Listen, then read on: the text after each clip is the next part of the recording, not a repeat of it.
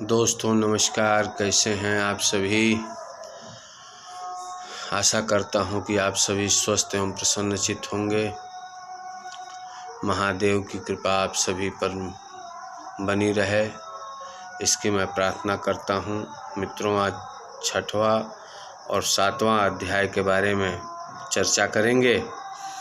6वां अध्याय शिव महापुराण के 6वें अध्याय में मित्रों श्री हरि विष्णु एवं ब्रह्मा जी के कुछ रोचक प्रसंग का वर्णन मिलता है।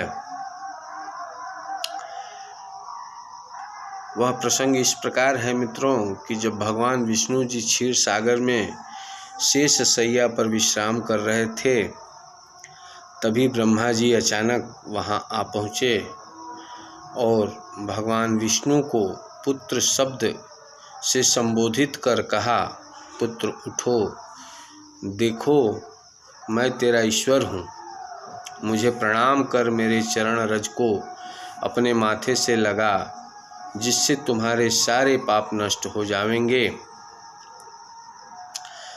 इस प्रकार से मित्रों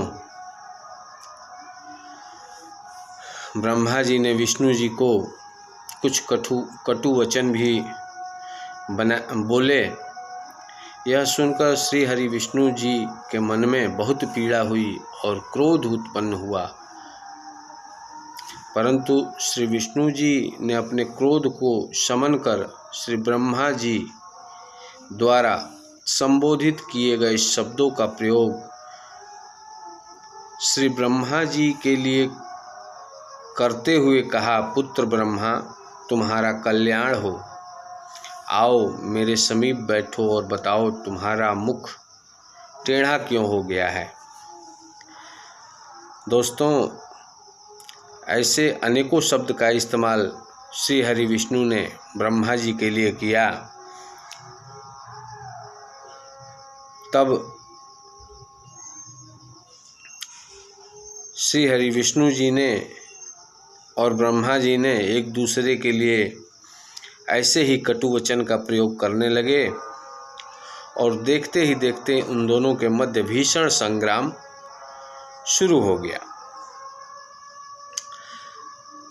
श्री विष्णु जी और श्री ब्रह्मा जी के भीषण संग्राम को देखते हुए विष्णु जी के वाहन गरुड़ और ब्रह्मा जी के वाहन हंस भी आपस में युद्ध करने लगे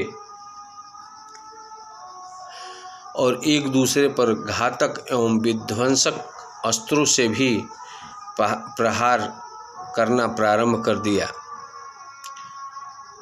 श्री हरि विष्णु एवं श्री ब्रह्मा जी के युद्ध देख सभी देवी देवता अचंभित हो गए। सभी देवता भागे भागे महादेव जी के शरण में गए और अपने आने का कारण विस्तार पूर्वक बताया।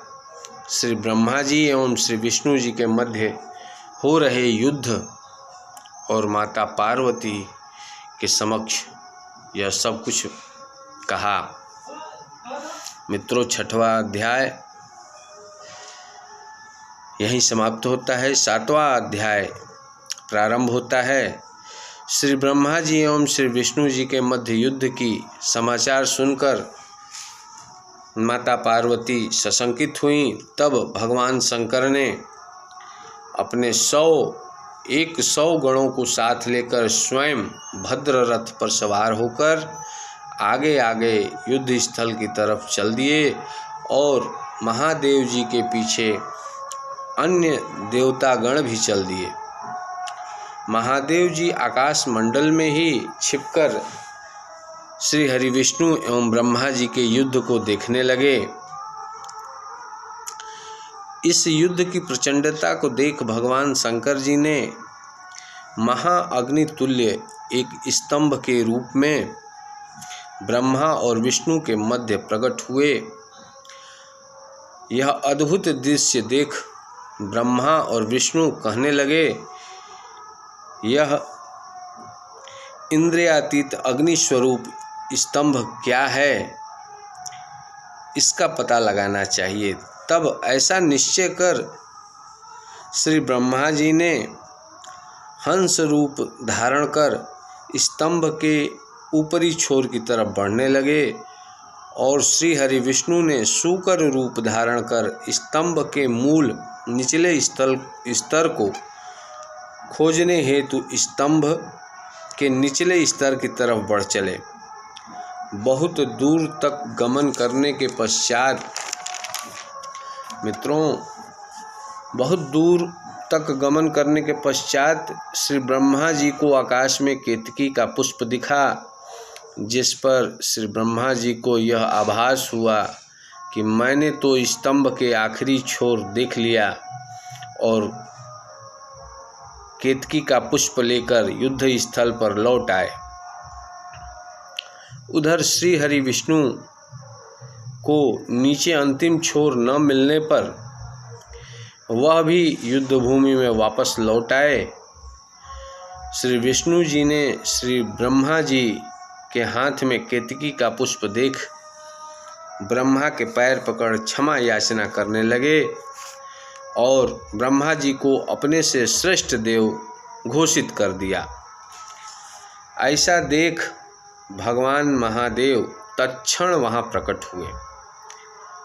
श्री विष्णु जी ने भगवान शंकर को प्रणाम कर अपने और ब्रह्मा के युद्ध और स्तंभ के अंतिम स्तर के बारे में खोज और निर्णय करने को कहा, जिस पर श्री विष्णु द्वारा कोई अंतिम छोर न मिलने की बात बताई गई।